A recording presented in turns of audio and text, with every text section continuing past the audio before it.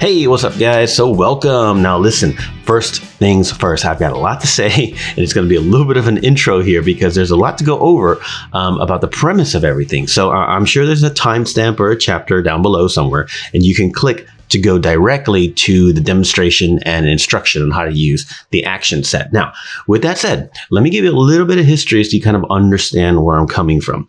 The first thing I want to mention out of the gate is that, yeah, I have a bunch of images up here that are like commercial swimwear. We have like this sort of editorial fashion thing. This is more of a demo of a glamour image that's been cropped. Here's another sort of glamour editorial vibe. Here's a fashion vibe, etc., etc. So in other words, we have a lot of skin, right?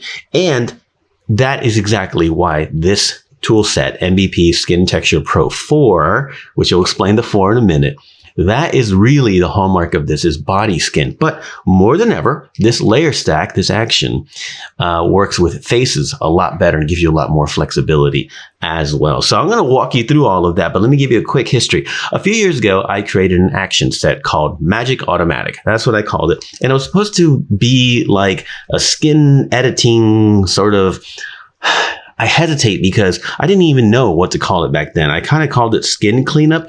Over time, I realized that wasn't accurate. And really, it's texture management, right? If you have a surgery scar or a tan line, that's not what an action's for. It never has been. But if you want to get that final polished skin look where you remove the frequencies you don't want and keep the ones you do, well, that's texture management. And so I had Magic Automatic a few years ago. Then I updated it once, so we'll call that version 2. And then I had the NBP SKN panel, which had that sort of core technology in it, if you will, the layer stack with some other bells and whistles. And SKN was great for a time. But since I've exited panel development and gone back to really just advanced, flexible, lightweight actions, I've managed to create some things that SKN didn't even have. And I'm very, very excited. And that's why this action today it's called number 4. So we had the first 2 Magic Automatics.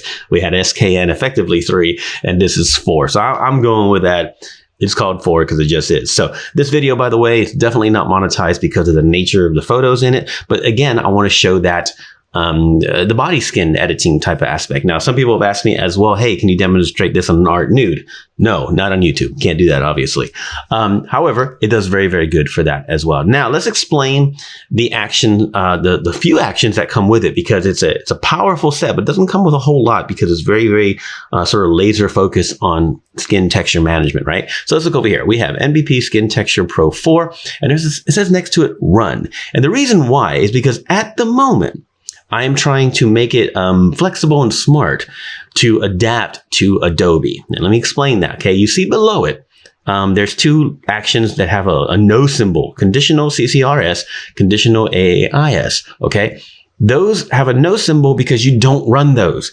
Those are part of the conditional action function of the actual main process, right? That's why it says run. So when you run this, it tries to use Adobe AI to create a skin selection, okay? In other words, it tries to find a person and then it tries to find body parts. That's what Adobe AI does. If for some reason that fails and Adobe's AI can't find a body, what happens is nothing happens. No selection is made. And then Adobe just kind of leaves you hanging like, sorry. So in the flow of an action, if you don't have that selection, things can fall apart. So I've created it to where if it has a selection based on the Adobe AI, it'll run this right here. Conditional AAIS or Adobe AI Skin, right? It'll run that. If it does not find a selection using Adobe AI, it'll run this one, CCRS, which is our chroma color range skin. And that's just a different function, a different sort of a method that I've developed for a few years now. And it's just a backup. It's not going to be as accurate as Adobe AI, but it's a backup because first things first, a good skin mask is the hallmark of everything. So all you need to know is push the green button. Everything else happens. Now, there's little protect highlights. We'll explain that here in a little bit with a demo. But keep in mind, all you do is push the green button. If you push one of the other 2, you're going to get an unpredictable result and probably a mess. But this is how I, again, prefer to work these days because actions are flexible. If Adobe changes something, I can change all of this very quickly and push it out to existing customers, right? It's very, very easy and, again, very lightweight on the development side. So that's why these exist. Just ignore those. Hit the green button whenever you want to get started. So let's get started with this image here. All right. So let's take a look at what we have first. All right. So we have kind of a, like I said, an editorial kind of fashion glamoury image. And obviously the face is covered. We have some stray hairs, a couple maybe errant things that we might edit out. We might not. We have normal looking human skin tone. Liz has great skin tone. We have some creases here from the bikini top. We have some other creases across here and just some other sort of fluctuations in skin tone, both in the high frequencies, the texture, and the lower frequencies here, right? Other than that, it's a pretty clear shot. And honestly, it looks pretty dang good even as it is. And that's what happens when you have a pro model who generally has pretty good skin. However, if you still want to get that final look, there's usually a process, that commercial look that really makes it look like either commercial editorial or glamour or something like that, or even men's magazine, if that's the kind of look you want, right? But still we want texture, and that's what this works for. So I'm going to run it, and I'm going to go ahead and fast forward the process because on my roughly 5-year-old MacBook Pro, maybe almost 6 now, and this is my recording computer, it runs about 60 seconds or so to set everything up. But everything that gets set up will give you a result immediately that's pretty amazing. I'll show you what I'm talking about in a minute. And then every other setup that it's already gone through will be available immediately. It doesn't have to process anything for the most part once everything is set up. And that's the entire point of it. So let's go ahead and run it and see what kind of result we get automatically, right? So here we go. I'm going to run again the big green action. If you don't have it on button mode, by the way, go ahead and put it on button mode. Else you want to run this one with the green check mark next to it. Ignore the other two. So here we go. Like I said, I'm going to fast forward because it takes roughly a minute or so to run, and I don't want you guys just sitting here watching that, but it will vary, by the way, when you run it. It could run for 90 seconds, it could run for 15 seconds. It depends on your image, on the resolution, it depends on your computer and your specs on your computer and all of that. So here we go. Let's go ahead and run it, and then I will take a look. All right, and it's done. Now, let's immediately turn it off and on. Okay, off and on. Now on a video, it's going to be very difficult to see, so let's zoom in. We're going to double click the magnifying glass so we can see 100% pixels. See what that looks like. Okay, actually I'm going to zoom in a little bit further.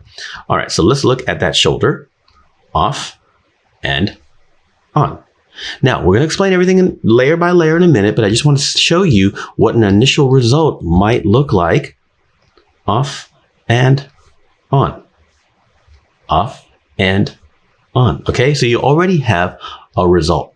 Now, let's walk you through what the action did step by step, layer by layer, so you can understand what they do and how, how to modify them all. Okay. And then we'll try to finalize this edit real quick to show you how fast it can actually be. All right. So let's go over here to our layer stack. All right. So we have everything in a folder, which you can close anytime you like and leave it all there flexible while you work above it, whether it's color work layers or other lighting effects you may do or whatever. You can just leave that closed if you want, or you can flatten when you're done. It doesn't entirely matter. Now, the first thing first, this is not necessarily in the order of operations. It's in the order of, well, necessity, the way the layers need to be stacked to make the best function.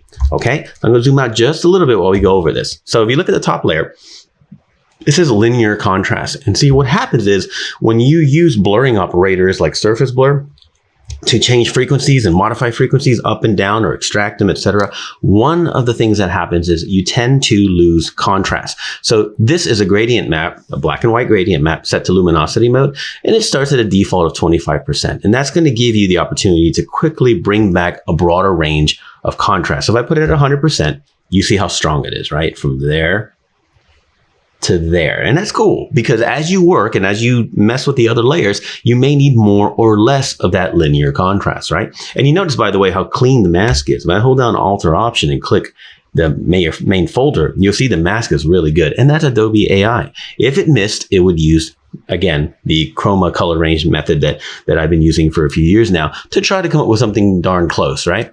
All right, so that's linear contrast. That's on top because that's kind of like the final step depending on what happens underneath. Now, we have this option here, hue uniformity. So what this has done, if I hold down Alt or Option and click the eyeball, you'll sort of see it. But really what it is, it's a layer that has taken the skin tone and averaged it, right? So then it puts that on color blend mode, roughly 20%, to try to marry all the skin tone into one. If you put it at 100%, you'll see how the skin tone, off, on, has all become one tone, off, on. Now that doesn't look right. So I started at roughly 20% opacity for you to play around with it. It's going to help minimize your red fingers and your red ears and things like that. And just kind of marry everything together a little bit better. The idea is to use it subtly. Now above that, it's clipped down a hue, saturation, and lightness, or hue, saturation, adjustment layer. And if you need to tweak, because it'll find an average and it might be too red, and it might be too yellow, and you can tweak that hue directly here with the hue slider, very, very subtle. In fact, we'll go ahead and put it a little stronger so you can see. It's clipped down, so it only affects that. You can make it more yellow, and you can make it more red, whatever you need to adjust that average as you're working. You can even increase the saturation if you want, or decrease the saturation if it's too strong. Very, very useful, actually.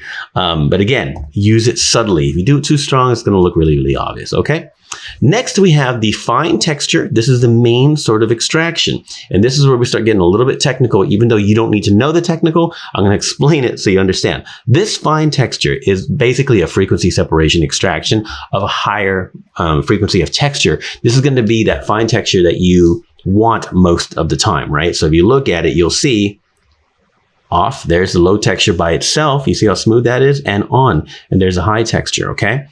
Now, we've done this with a method that's basically a wavelet decomposition simulation that allows me to do multiple frequency extractions and then seamlessly layer them. That gives us control of multiple frequencies. And because we've done that, we'll get to the broader frequency in a minute. This is on top, near the top of the layer stack, because this is the finer texture that we tend to want to keep. So how do we modify that? Well, we have a brightness and contrast adjustment layer clipped down to that texture. And we use contrast to increase texture. And we use negative contrast, I should say, positive and negative, to decrease texture, right? By the way, you'll notice that on this layer stack, the two brightness and contrast adjustment layers are set to the check mark, use legacy. That is the older version of the algorithm that it used to use here, which is a little more linear. All it does is provide you more oomph, more positive and more negative contrast. If that's off, the slider is a lot more subtle. And that can be fine, but I turn it on by default because you want that flexibility. So let me show you what I mean. If I crank the contrast, the sharpness of that specific frequency increases. And if I put it to negative contrast, I reduce the intensity of that. So it's very, very powerful and very flexible because we can choose exactly the intensity of that frequency. We can have a little bit more, a lot more. We can have a whole lot less. See that? We can also turn it off like I did a minute ago and show you just the lower one. Now I started around 30 on the contrast because that's usually pretty good, but you can adjust from there. Now, instead of showing you immediately what's underneath, I'm going to go all the way down here to the broad texture. This one is the same story. It's got a different frequency separation extraction at a wider texture. Okay, generally where sort of the sort of under areas of skin live, what's going to be your varying tones and maybe small imperfections and things, lives usually roughly here. Okay, and then we have brightness and contrast clipped down as well on use legacy, and the contrast has been reduced. If I increase the broad contrast, the broad frequency, there it is. That looks more real. That looks more like the actual texture in the skin. But what I've done is I've reduced it to roughly here because we're trying to remove the texture we don't want and keep the one we do, right? So if I completely get rid of it, then it gets a little soft, a little fake looking, doesn't work, but I still have that high texture above. So in the end, when you use these two layers with the brightness and contrast sliders, it is finding the balance between the high frequency and the lower frequency, not low, but lower. That is finding the balance, more or less of each. Like I said, if you turn it up, you can actually bring some of that reality back. If you turn it down and down and down, you can bring some of that, you can get rid of that reality. So finding that balance between these two sections, more texture like that, or less texture on the fine, and less or more on the low, that is really like the main hallmark of everything. That's where you're going to find this main look. I'm going to put on negative 35 for the broad one and about 30 for the high one. That sounds pretty good. Now, that's the basics. However, we do have more layers. So above the broad texture, okay, we have secondary smoothing. That is a copy of the image, okay, done with a surface blur And it's a smart filter, which means you can change it. Now, secondary blurring is literally exactly that. If everything's sort of okay, but you want to blur and smooth out a little bit more, it starts at 10%. Let's say you put it at 50% opacity. You see what it's done. It's added a lot of blurring, and you can see that sort of, you know, surface blur feel, right? It also has an auto contrast on it to make sure it kind of compensates for that. So at 50%, it's never really going to be useful for you. However, between 10 and maybe 15%, it adds a little bit of extra softening to kind of marry everything together a little bit and add some dimension. Use that very, very subtly. I'll be honest, for the most part, I leave it at 10% because it's a good way to kind of marry everything together. But when it comes to your frequencies, very, very subtly. It's very, very useful to me, but you probably don't have to adjust it a whole lot. Now, above that, we have manual smoothing, which is yet again another copy of the image, okay, which has surface blur as a smart filter by default. You have Gaussian if you want it, but you have to be real careful with Gaussian because that can mess up your perimeters. So for example, let's look down here at these textures. On this manual smoothing, I can take a white paintbrush and just kind of paint. It's all masked out. Let me paint a little more carefully. A wider brush, something like this, like this. How about just on the texture area? Oops, right here. Just on the texture, right there on the texture, right there. You see, I can kind of minimize a lot of this. Okay, ooh, let's go right here actually. Ooh, that turned a little bit red, but no big deal. All these little minor details, I can blend that in if I want. Now, on top of that, I have a paint layer, just a blank layer between that and the high frequency. So I can paint underneath there too. So let's say, let's come right here to this area down here. I can choose like a 4 or 5% flow and a paintbrush and paint. Everything is masked out. So I'm basically now doing frequency separation painting directly in the middle of this workflow. I can use it to shape, I can use it to reduce contrast, increase contrast where needed, etc. If I wanted to, okay, you can make all these little minor changes as if you're doing regular frequency separation. And on top of that, even though you could have done this work before, if you want, you can paint like this forehead, right? And just kind of minimize some of that shine with frequency separation. You can go to the fine texture layer and use the healing brush tool and heal directly on it. Again, like frequency separation. That's the beauty of it. You have flexibility to be customized. You have flexibility to just, okay, you know what? That works pretty good. I'm just going to roll with it. Okay. You can take the time to do this appropriately. But as you can see, look what I've done. Off and on. I've kind of rebuilt that forehead. And again, I recommend, or rather not again, but the first time I want to say this, I recommend get everything looking pretty good. And you're like, hey, I like this, is all right. Using the high layer again, you can sort of get rid of real tight areas like moles and little bumps that you may not want, or keep them if you like moles. There's nothing wrong with them, right?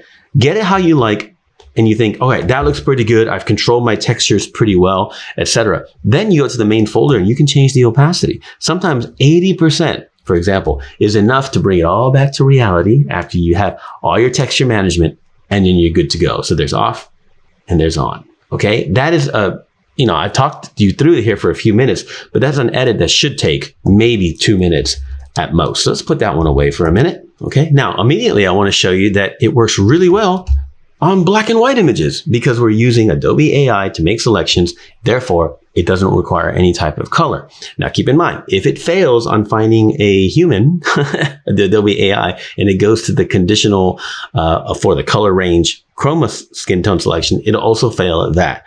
However, all is not lost. If that happens, you can still delete the mask if it does anything at all, or you can make your own mask custom. And when you delete the mask, you can use maybe subject selection or something like that, and that usually will solve it. However, let's go ahead and run Skin Texture Pro 4 on this black and white image. And again, I'm going to fast forward and we'll get to it in just one moment because we have some issues that we want to address. Even though the image is beautiful and she looks great, there's some skin issues that we want to address. Here we go. All right, so again, it's already done. So let's set it off and on, off and on. So it's hard to see, of course. So we're going to zoom in once again.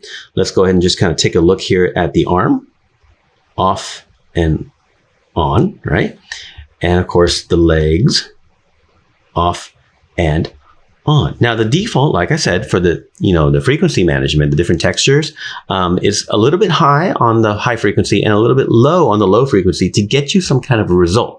Then you can tweak from there. Now we have this bruise here and another bruise here that we can contend with right here in the layer stack. But first, let's see if we can get a general idea if we like where our textures are going. Remember, we have the secondary smoothing that we can choose to put that maybe like a 15%. So I'm going to do that just ever so slightly. All right. And then hue uniformity in black and white will make a difference. That layer is just living there doing absolutely nothing. Now, another thing I want to show you, by the way, let me zoom out real quick. I forgot to mention it here is the luma compression layer. If I turn that off and on, it's very, very subtle, but it does, you can see it there. It brings the luma up and down for uniformity, right? So that's at maximum. So as you can see, it got rid of all the contrast dynamics and it flattened it. So if you do it something normal, whether it's 10 or 40 or 30 or 15, it helps kind of marry all that contrast together. You may want it, you may not want it. If you turn it off, you turn it off. And you might think, hey, isn't that the opposite of linear contrast? Kind of. One's more layered above it, and the other one, luma compression, is taking the actual tones and modifying them. This one's just layering a kind of linear contrast on top of the entire result. So they don't work exactly the same way, but experiment back and forth. It's all about just mastering the skin to where it needs to be. Now, let's go ahead and address the bruise, because immediately that comes to mind. Now, it's a little bit of a large variation, so I'm guessing the manual smoothing won't be quite enough. We're going to go ahead and run it just to see. Okay, it reduces it, but not quite. So this is where the paint layer, and roughly 4 or 5% or something like that, come in, sample, just like I do in frequency separation all the time. And I can quickly get rid of this bruise, just like that, keeping all the texture in place, right? Cool. And there's another one here, very small. We're going to sample near it and paint again, let that blend in. And as you can see, we got rid of a couple of bruises there, okay? Now we can take our manual smoothing and see how it does elsewhere, maybe on this area. Oh, let's get a little stronger of a brush. Let's see what it does here. Okay, that's a lot of smoothing. It looks a little bit funky. So I'm going to put it like at a 30% opacity, paint it in. That's not bad. Maybe over here. Again, everything's masked. That's the beautiful part of it. We may or may not be able to get rid of the small area here.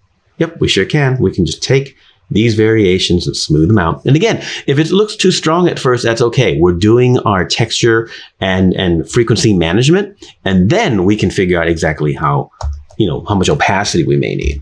So here comes her face. Let's go to our manual smoothing. Actually, put that back 100. We can smooth that out. We can smooth a little bit there. Just little smooth things. There's a highlight that we might talk about in a minute. And we might, once again, take our blank layer in between and paint some smooth areas there, constantly resampling color. Went from that to that. Now, faces often get a little too much texture on this process, again, because this is really designed for body skin. So you can go on the fine contrast mask if you want, and you can either use a black brush and take out all of the texture boosting, because the texture's still there, but you may not want the boosting, maybe not. You can also change the paint opacity a little bit less. You can take the manual smoothing opacity maybe to 90. I don't know. No, let's leave it on 100. We want to get rid of that. Oh, we didn't want the paint down, actually. I'm going to put that at 100%. Maybe this one should be like at an 80. Okay. Off and on. And again, while we're doing all this process, sometimes we lose contrast. So that's why the linear contrast thing is there. You can put it a little higher. There it is, roughly 60 from there to there, bringing some of that contrast back. So you can see off and on. Basically a complete edit. Now, if you want to do liquefy or whatever after that, you got to flatten to a new layer, and that's fine. That's normal workflow. But as you can see how fast I went through that edit. Just doing the frequency management, got rid of a bruise in the middle of it all, got rid of some other imperfections, and kept going. Now, how heavy-handed you want to be is up to you. How realistic you want to be is up to you. But once you have it done, you can, like I said, you have your frequencies under control and you feel pretty good about it. You can change the opacity of the whole folder. You can decrease or increase the texture sharpening, right? So there's the lower one. I can reduce it some more. If I wanted that, I can take the fine one and I can increase it if I wanted to. From there to there. It's all about frequency management, plus the other micro little details that work in here. And as a quick mention, the bottom base smoothing, static, that's sort of like the base level, the base layer for all this math to work on top for all these extractions. So you just kind of leave that alone. Now, all of this stuff can technically be customizable. So every process that it runs, which is median and Gaussian and multiple surface blurs at different settings, all of that could be set up to be manual and you could pick those numbers, but we'll have to get feedback from the customers and see if that's what you guys want, because I've done extensive testing to get the numbers that I've gotten. However, that said, I can't test every single resolution, every single variation. So if you guys feel like, hey, I'd like a custom version, we can do that. If you're super savvy, you can open up the action yourself and change those dialogues to manual if you want, but let us know your feedback if you want some manual settings on all of these, because technically they can absolutely be manual. So let's go ahead and close this one out and go to another one. So this one to me is super, super cool because it's going to have a lot of opportunities to work with, especially to protect highlights and some other things. So let's go ahead and run this one. Again, we're going to fast forward because it takes roughly a minute on my computer, but once everything is set up, we can fly right through it. Here we go. All right, once again, we are done. Let's take a look. Off and on. And I chose this one because we had some strong highlights, like I said, and I think it's important to kind of show that function, but we're going to do some editing first. So let's go back through everything. Let's go ahead and double click and we can kind of come in and take a look at our textures. Okay, as you can see, the body texture looking pretty good, though a little bit blurry here. We can change that. But look at the face. Let's work on the face a little bit here, because even though this is supposed to be a shiny look, and that's the whole point, and we have the highlights in there, if we come in, for example, and use the manual smoothing function, right, and we hit the forehead to smooth it out, it starts to look pretty fake, okay, but we're getting somewhere at least. Look at how we're changing all these textures down here. So, you know, it's smoothing out. We can scale this back, and that's okay, but it's definitely smoothing out. We can even take our paint layer if we really wanted to, and we can quickly modify just some key things here and there by sampling color and painting if we wanted to. We definitely don't have to. Now, again, it's pretty strong, all right, but here's one thing that we have to remember right now. These highlights, they're being painted over, if you will. They're being blurred over. That can start to look a little funny, and that's where protect highlights come in. No matter where you are in your workflow stack, if you hit that, boom, it sets up a blend if on the main folder, okay? And that's going to protect your highlights. So now, no matter what you do, your highlights, generally speaking, are protected. And that texture will remain in those highlights, which generally you want, though not always. And if you double click the right side, you can adjust that blend diff to whatever you need. So I'm going to go ahead and leave it on because I want that little bit of extra shininess. Now, on the manual smoothing layer, we can also take it down to like a 50% if we want. We can also leave it kind of strong. You know what? Let's leave it at 50% and let's increase the texture above it. And then the broad texture, what happens if we increase that? Go to like a -40, okay? And we went from there to there, okay? And on the fine texture, we leave it there. We can use our healing brush if we really want to, and we can do small little tweaks here and there because it's, again, ideally set up for editing minor texture and little thin lines and dots and everything else that you might want to get rid of. It's basically an advanced frequency separation stack ready for you to go right to work. And you have from this to this, just like that. And again, if it's a little strong, that's okay. You zoom out a little bit, look at the forest for the trees and determine what you may want to change. So that one might be a little bit soft here, the manual. So we'll put that on 40 maybe. Zoom out completely. We have a lot of texture here, which is fine. And we can take the entire thing, maybe put it on 80%. I don't know. Off, on. It adds that, you know, I'm going to put it 100% for demo purposes. It has that commercial feel, that skin texture feel. Even though I haven't done really anything else, I haven't done any liquefy shaping or anything. Speaking of, let's go ahead and do the linear contrast, actually. A little bit more linear contrast. I think that helps. But as you can see, like I mentioned in the beginning of the video, we're already a little bit better when it comes to handling face texture. And again, that sharpening, you can reduce it, remove it, you can mask it, you can increase the amount. Technically, you can mess with the brightness on the brightness and contrast layer, but things can go warped very, very quickly. However, in small, tiny changes, like if you wanted it a -1, just ever so slightly darker, maybe -2, it does work in that regard. But for the most part, I would not use the brightness slider when it comes to handling your texture. So as you can see, we have the luma compression. If we put that really high just to see, it flattens everything. We don't want that. So maybe we don't even want luma compression here. I'll just turn that off because I want all that contrast. Off and on. You see that look that it's already created there for us? that polished kind of commercial look, that I'm really, really pleased with. Okay, let's move on to another one. All right, so this one here is super interesting to me because I had to crop it, like I said, for YouTube, but we have this crease and we have a bruise here. And let's see how we can get rid of it or minimize it, which is really, really important. Minimize it using just the action stack. All right, so let's go ahead and run it, see what Adobe AI does, and go from there. Here we go. All right, and that's done. And I noticed something immediately. If I were to hold down Alt or Option and look at the mask, oh, the mask is missing something. So if we go off and on, you'll see that that crease area somehow threw off Adobe AI, but that's not a crisis. So again, I'm going to view the mask to fix it this way. And I'm going to come in quickly with a white brush and just paint all of that out. Excuse me, hitting the wrong buttons there. You can modify these masks any way you like because they're just masks. They're nothing super, super special. I kind of messed up that perimeter there. Let me clean that up a bit. And then a nice big brush here to clean the rest of it. There we go. And now it's gotten all of it off and on. Let's zoom in. And we can see, oh, zoom out just a hair. We can see we have some texture management already going on. Now, let's go ahead and go to the paint layer. And again, 4 or 5%, like I do normal frequency separation maybe. And let's see if we can get rid of that bruise. And that's not hard at all. Just keep resampling color and painting the area around it. The bruise is gone. How about if we go to manual smoothing? Let's see what we can do about this area here. Yeah, look at that. Crease that, remove the crease, I should say, from there to there. And again, we can change the opacity if it's too strong, all right? But let's see a little bit more linear contrast, which is again, very common. Off, on, maybe a little bit more actual higher texture, which I like. Off and on. And if you feel like, oh, okay, well, that's a little bit fake looking, sometimes taking your little edit, like what we did to the crease, maybe down to 80% can bring back a little reality without being distracting, or you can just leave it 100%. Now, keep in mind too, that texture probably can be edited with frequency separation right on the fine texture layer. So here is a healing brush tool. And what happens if we go in and just start working on the crease a little bit? Maybe that's a good idea. Maybe it's not. Maybe you want to leave the crease, right? Everyone has different ways of going about it, but you can see what's possible. And now, this edit, we can even paint more if we needed to. If for some reason we feel like the transitions weren't quite right, we can still paint right in there if we want.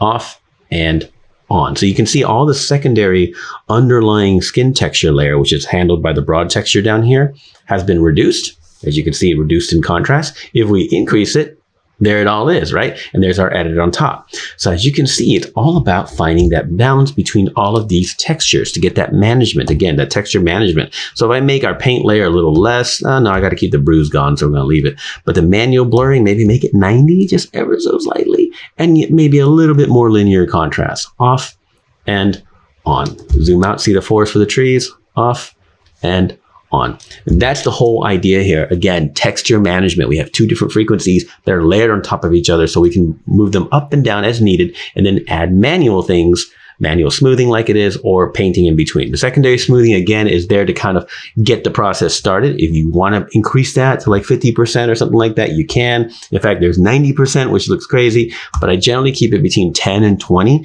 just to kind of round things out. It's very good for the last step to go up and down, right? You can also turn it off as well.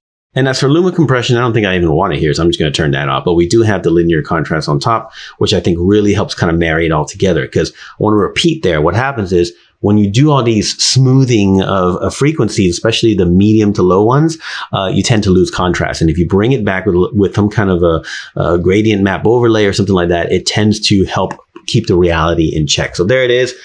At least 80–90% of the way there towards a commercial skin look, even with a bruise and a crease, right? That already to me is really, really good. And this is a raw image right out of camera, basically just out of Capture One. So I think that's really, really good. Now, one more demo. So on this shot, this is obviously a commercial swimwear model, and her skin is really, really great. So people look at me and say, hey, this doesn't need anything, quote unquote.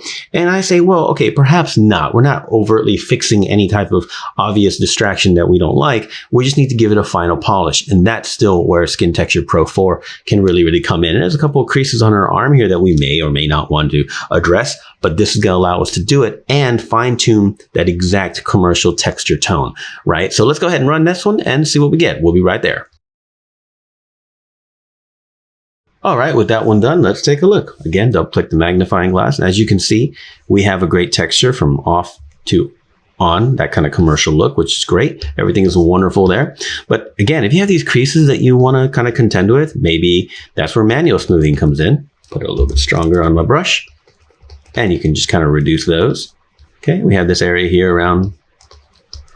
There you go. See that? Very, very fast. Maybe around her neck, we can kind of smooth that out a little bit. And of course on her face, maybe we can smooth that. We can smooth around here. That little highlight, we're going to leave the highlight alone. So many different choices you can do, even like I said, on the face. And you can take the fine contrast either up or down.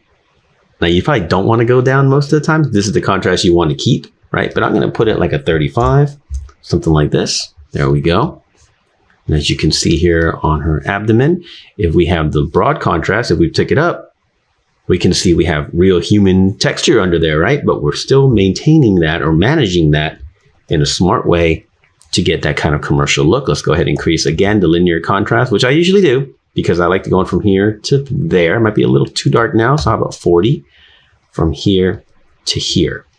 See how fast that was, even talking to you guys? Off, on, off, and on. And now I have a commercial at it. That's the whole point, because like you might look at the shot, like I said, off and think, oh, okay, well, Ashlyn has perfect skin. She is a bikini model, and that's true. But you still get that final polished look right here. And then from there on, we can do color grading. We can tone the skin. We can do all kinds of things. But that texture frequency management is really the entire point of Skin Texture Pro 4. Now we have another black and white image here, but I don't think we need to do another demo necessarily. I think I've kind of covered enough for now. We'll do future videos as well if you guys want. Let me know if you want to see the manual versions, by the way. We can possibly create manual versions as well. But I want to repeat again, don't be scared of these layer stacks. It's about giving you control. When we had NBP SKN running for a time there for a couple of years, it basically just controlled the layer stack. This is a more advanced version of SKN with smarter things like the multi-frequency separation on top of each other, and some other refinements to the things that I've already shown you. Play around with it. Ask questions. We're going to make more videos because I know it can feel complicated, but this video is probably 30, 40 minutes long, I'm guessing. And it's a training video, but the whole point is to knock out edits quickly. Like this one here, if you think, oh, it's pretty good, but I want to get that final polish. We're talking about 90 seconds or 2 minutes and it's done. And if you need to fix things, in fact, you know what? Let's go ahead and show you this one. Let's go ahead and run this shot of Liz. There's some issues there on the arm maybe you want to address. So let's run that again. Going to take about a minute. All right, so that one's done. Off and on.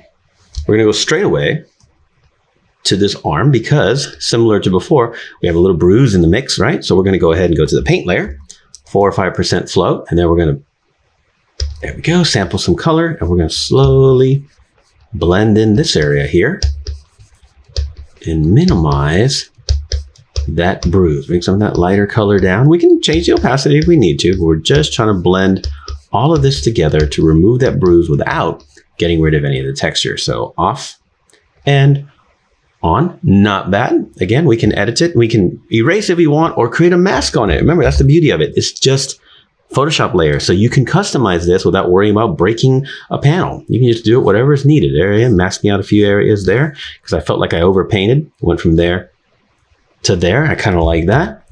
Okay, and we can scale that back if we need to, maybe 85%, something like that. Add some contrast, as I usually do, from there to there. And define texture, I might want to increase that. Okay. And if we look again at the shoulder, off and on. You see all the area here. I'm kind of exaggerating the texture. You may want that much, you may not. Okay, there it is, off.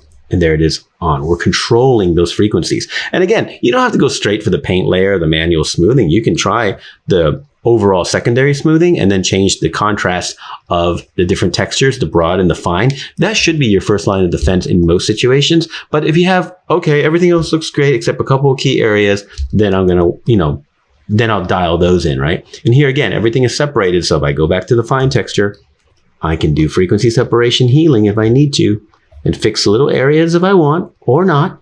And I can paint in between, and I can blur if I need to. I can go to manual smoothing, maybe on the forehead. Let's see what that does. Let's see what happens here. Yeah, smooths out a little bit. That looks pretty good, right? For that kind of commercial feel, like I said, maybe on the cheek here.